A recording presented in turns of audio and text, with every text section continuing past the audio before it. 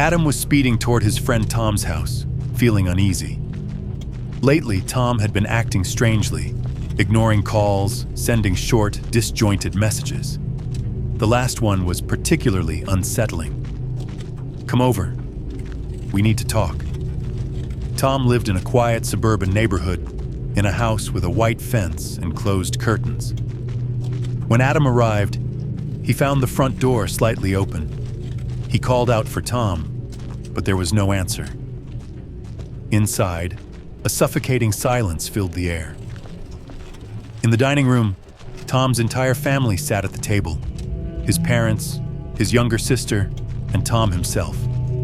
They sat stiffly, like puppets, staring at a single point. Adam hesitated, then stepped closer. None of them blinked. None of them moved.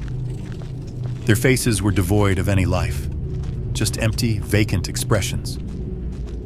Then Adam noticed the mirror standing across from the table. It was covered in dust, dull and faded, yet something inside it moved. His breath caught in his throat as he looked into it. Their reflections were not their reflections.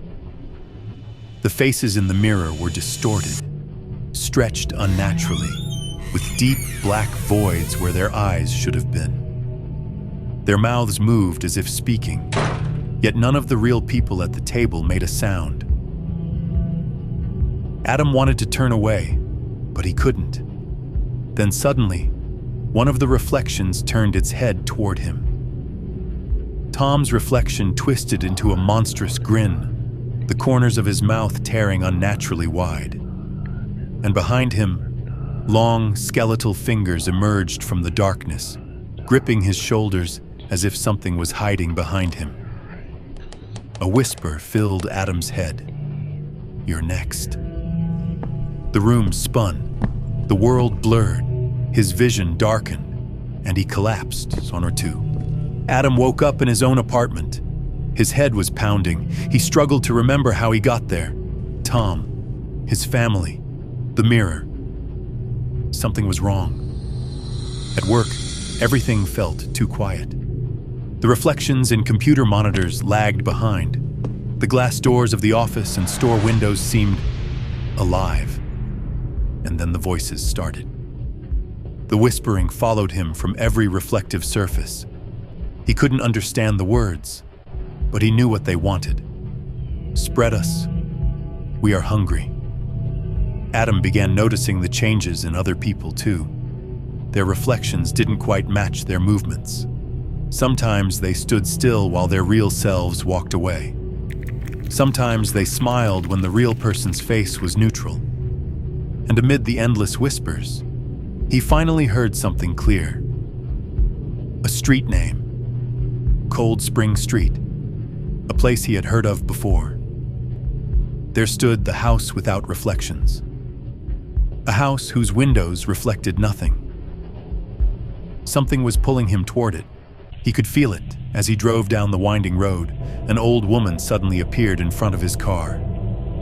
Adam swerved violently, narrowly avoiding hitting her. His car skidded, but he managed to stop. Heart racing, he jumped out of the vehicle. The old woman looked at him with horror. "You're already cursed," she whispered. She stepped closer, gripping his wrist tightly. "They're inside you. They are guiding you to that place. They want you to bring more." Adam's blood ran cold. "Who? What are they?" He pulled his arm free. The woman sighed, her expression filled with pity. That house used to be normal, but something moved in. No one knows what it is, but everyone who enters changes. They become carriers. They spread the darkness. Adam clenched his fists. Why? Because they are hungry. They don't just take souls. They need flesh. His stomach twisted. "So what am I supposed to do? Just lie down and die?" The woman looked at him with sadness. "It's too late for you. But you can at least stop spreading it." Adam didn't say another word. He turned and walked back to his car. The woman didn't try to stop him. She knew he was already lost. Adam found it, an old house, standing alone among dead trees. Nothing about it seemed unusual, except for its windows. They reflected nothing. The moment he stepped inside, an icy chill crawled over his skin. The air was thick, heavy like it couldn't be breathed in properly. And everywhere, on glass cabinets, broken mirror shards, even on the dusty surfaces of old picture frames, something moved in the reflections. Shadows followed him. They slithered through the reflections, flickering unnaturally, moving when he wasn't. Adam walked forward, his body trembling, until he reached the main mirror at the end of the corridor, and he saw them all. Everyone he had interacted with in the past few days. Tom, his family, his co-workers, the barista from the coffee shop, the taxi driver who had dropped him off the night before. Every single one of them. They stood in the mirror, staring at him, distorted, broken, wrong. And then he saw himself, but his reflection wasn't his own. His eyes were hollow, and behind him, a shadow loomed, fused to him, part of him now. His voice trembled as he whispered, "Why can't I leave?" And the voices in his mind answered, "You have spread us enough. Now we need more. We need flesh." Adam's body went stiff. He wanted to turn around, to run, to fight, but he couldn't move. He was trapped, paralyzed, his body no longer his own, and then it began. The first sensation was light, a touch, soft and cold, tracing along his skin, then a bite, sharp, burning pain, deep into his flesh, then another and another. Blood trickled down his arms, his legs pooling at his feet.